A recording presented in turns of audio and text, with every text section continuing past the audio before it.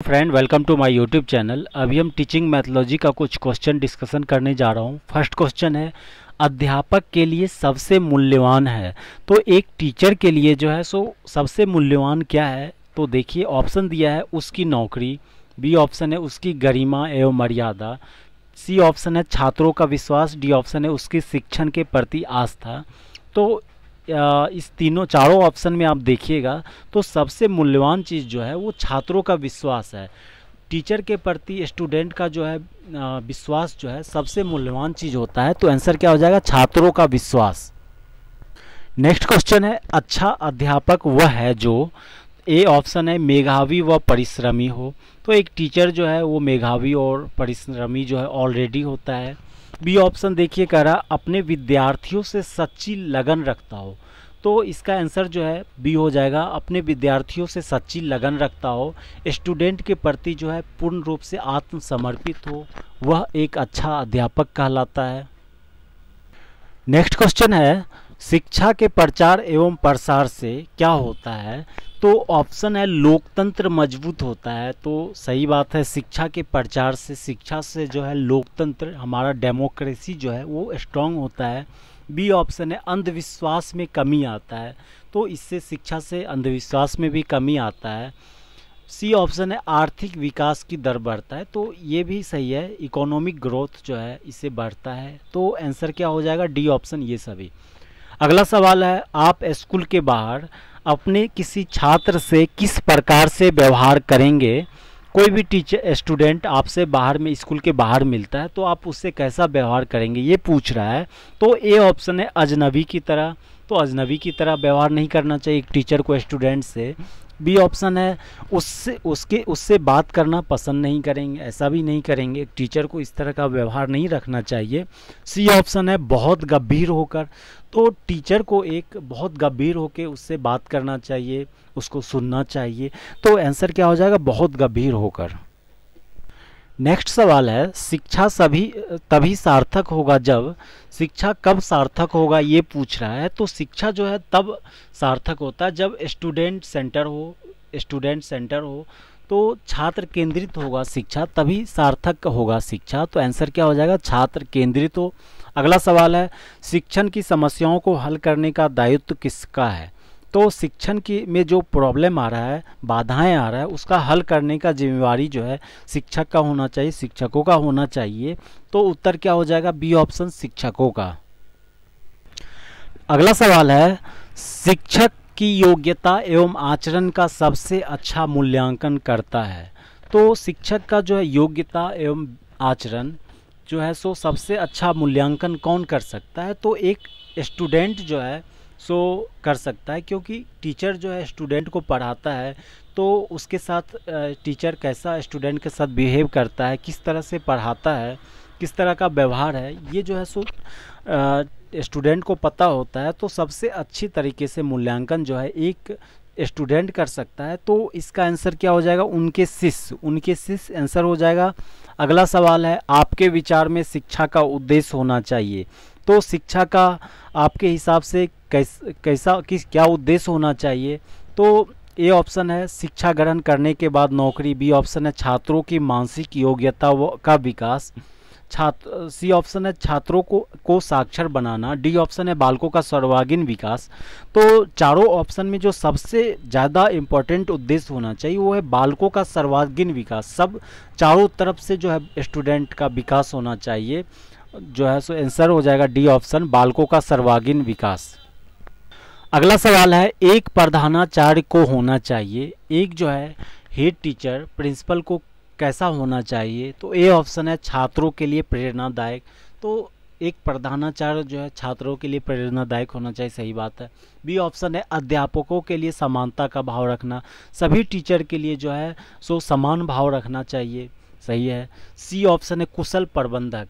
तो एक प्रधानाचार्य को कुशल प्रबंधक भी होना चाहिए, क्योंकि एक स्कूल में बहुत सारे स्टूडेंट होते हैं, बहुत सारे टीचर होते हैं, तो एक उसके अंदर अच्छा मैनेजमेंट स्किल होना चाहिए, तो उसके अंदर कुशल प्रबंधक भी होना चाहिए। तो उत्तर क्या हो जाएगा? डी ऑप्शन, ये सभी।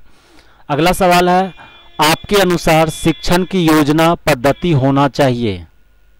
तो शिक्षण की योजना पद्धति कैसा होनी चाहिए? तो ए ऑप्शन है शिक्षक केंद्रित, प्रोजेक्ट केंद्रित, पाठ्य पुस्तक केंद्रित, बालक केंद्रित। तो शिक्षण जो है पढ़ाया जाएगा स्टूडेंट को तो बालक केंद्रित शिक्षण होना चाहिए। तो उत्तर क्या हो जाएगा? बालक केंद्रित। नेक्स्ट क्वेश्चन है एक अध्यापक का श्रेष्ठतम गुण है। एक टीचर में जो है श्रेष्ठतम गुण क्या होना चाहिए? तो ऑप्शन है अध्यापक के प्रति पूर्ण समर्पण, अध्यापक के प्रति उच्च चरित्र, अध्यापन के प्रति उच्च विचार, अध्यापन की धर्मनिरपेक्षता। तो एक टीचर को इसमें श्रेष्ठतम गुण चारों में कौन सा होना चाहिए? तो उच्च चरित्र होना ही चाहिए, उच्च विचार भी होना चाहिए, धर्मनिरपेक्ष होना चाहिए। तो ए ऑप्शन जो है इस चारों में सबसे उपयुक्त लग रहा है, श्रेष्ठतम लग रहा है। अध्यापक के प्रति पूर्ण समर्पण, वो जो है अपना पढ़ाने के प्रति फुल्ली डेडिकेटेड होना चाहिए एक टीचर को। अगला सवाल है अध्यापक मुख्य रूप से किसके प्रति जवाबदेह होता है? तो अध्यापक जो है मुख्य रूप से समाज तथा छात्रों के प्रति, दोनों के प्रति जवाबदेह होता है, समाज तथा छात्रों के प्रति। अगला सवाल है ग्रामीण अंचलों में बच्चों के स्कूल से भागने तथा पढ़ाई छोड़ने का कारण है। तो ग्रामीण इलाके में क्या होता है, बच्चे जनरली जो है सो पढ़ाई छोड़ देते हैं बीच में ही। तो इसका क्या कारण है? तो ए ऑप्शन दिया है स्कूलों की नीरस वातावरण, बी ऑप्शन है छात्रों की बाल श्रमिक बनने की लालसा, सी ऑप्शन है छात्रों का अध्यापक से डरना। तो बी सी तो नहीं होगा, बाल श्रमिक बनने का उसमें इंटरेस्ट होता है या फिर अध्यापक से डरता है। ए ऑप्शन जो है स्कूल का नीरस वातावरण।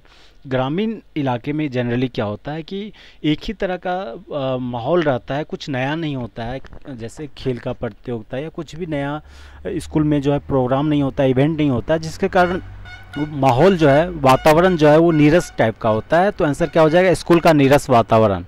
अगला सवाल है अभिभावक मुलाकात दिवस की सबसे अधिक आवश्यकता पड़ता है। पेरेंट्स और टीचर में जो है मुलाकात जो है कहाँ पे ज़्यादा ज़रूरी है? तो ये छोटे बच्चे के क्लास के लिए ज़्यादा ज़रूरी है।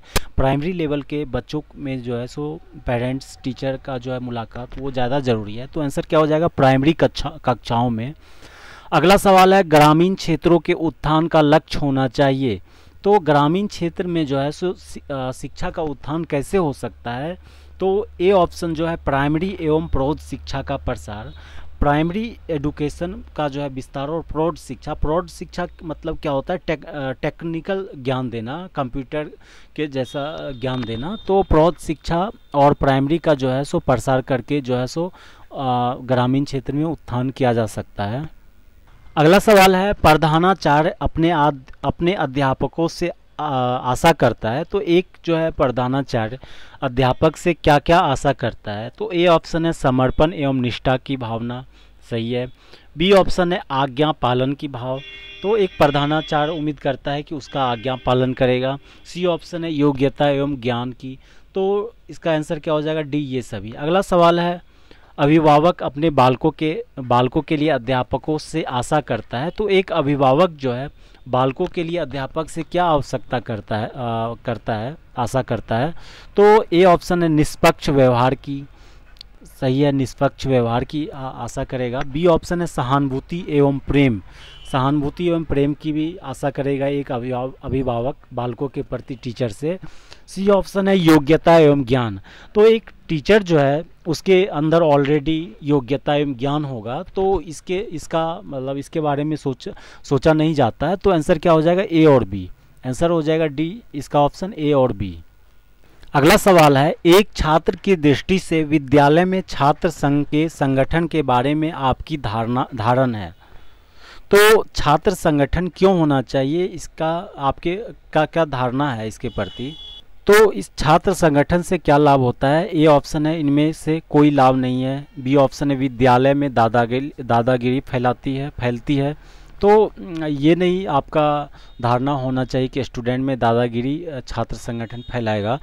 सी ऑप्शन है शिक्षकों के अन्यायों के विरुद्ध लड़ने का एक साधन है, तो ऐसा धारणा भी आपको नहीं होना चाहिए। डी ऑप्शन है छात्रों में नेतृत्व की भावना बढ़ती है। तो छात्र संगठन का मेन पर्पस होता है छात्रों में नेतृत्व की भावनाओं को जो डेवलप करना। तो आंसर क्या हो जाएगा? छात्रों में नेतृत्व की भावना बढ़ता है, वैसे जनरली जहाँ भी छात्र संगठन होता है वहाँ पे बहुत ज़्यादा दादागिरी होता है, ये सब ज़्यादा होता है। अगला सवाल है शिशुओं के प्रति शिशुशाला में आवश्यक है। तो शिशुशाला क्या होता है कि कोई भी स्कूल में खेलने का जगह होना चाहिए, खेलने का सारा इंस्ट्रूमेंट होना चाहिए। तो ए ऑप्शन जो है खेल के अवसर प्रदान करना, शिशुशाला में आवश्यक है खेल के अवसर प्रदान करना।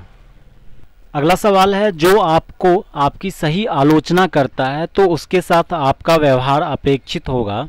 तो आपके साथ सही आलोचना करता है, जो फैक्ट है उसके वो उस बात का आलोचना करता है, तो उसके प्रति आपका व्यवहार कैसा होना चाहिए? तो एक फ्रेंडली होना चाहिए, क्योंकि वो सही चीज़ों का आपका आलोचना कर रहा है। तो आंसर क्या हो जाएगा? एक मित्र के रूप में, एक फ्रेंड के रूप में होना चाहिए। अगला है एक प्रभावी अध्यापक के लिए आवश्यक नहीं मानते हैं। ए ऑप्शन है केवल दंड देने वाला हो, बी ऑप्शन है वह विषय को रोचक बनाता हो। तो एक प्रभावी अध्यापक के लिए जो है अध्यापन के लिए विषय को रोचक बनाना ये बहुत ही इम्पोर्टेंट होता है। बी ऑप्शन सी ऑप्शन है सृजनशीलता, ये भी सही है। वह उत्तम वक्ता हो, ये भी सही है। ए ऑप्शन जो है आंसर हो जाएगा केवल दंड देने वाला हो। ये जो है सो इफेक्टिव पढ़ाई का, टीचिंग का सही तरीका नहीं है कि सिर्फ दंड देना। दंड देने से स्टूडेंट में जो है सो डेवलपमेंट नहीं आता, उसके अंदर इरिटेशन ही बढ़ता है, जिससे बच्चे लोग और भी पढ़ाई नहीं कर पाते हैं। अगला सवाल है शिक्षा के माध्यम से कल्याण होता है। तो शिक्षा के माध्यम से जो है सो सभी वर्गों का कल्याण होता है। शिक्षा से जो है सभी वर्गों का कल्याण होता है। तो आंसर क्या हो जाएगा? समाज के सभी वर्गों का, समाज के सभी वर्गों का। अगला सवाल है एक अध्यापक के रूप में आप प्राथमिकता किस पे देंगे? ए ऑप्शन है विज्ञान विषयों का, बी ऑप्शन है वैज्ञानिक दृष्टिकोण एवं विचार। तो एक अध्यापक के रूप में आपको प्राथमिकता सिर्फ विज्ञान विषयों को पर नहीं देना चाहिए, एक वैज्ञानिक उसमें सोच डेवलप करने का जो है सो प्राथमिकता देना चाहिए, जिससे स्टूडेंट के अंदर जो है क्रिएटिविटी आए, उसके अंदर सृजनशीलता आए, जिससे कुछ नया कर पाए, सोचने की क्षमता डेवलप हो। तो आंसर क्या हो जाएगा? बी ऑप्शन वैज्ञानिक दृष्टिकोण एवं विचार को।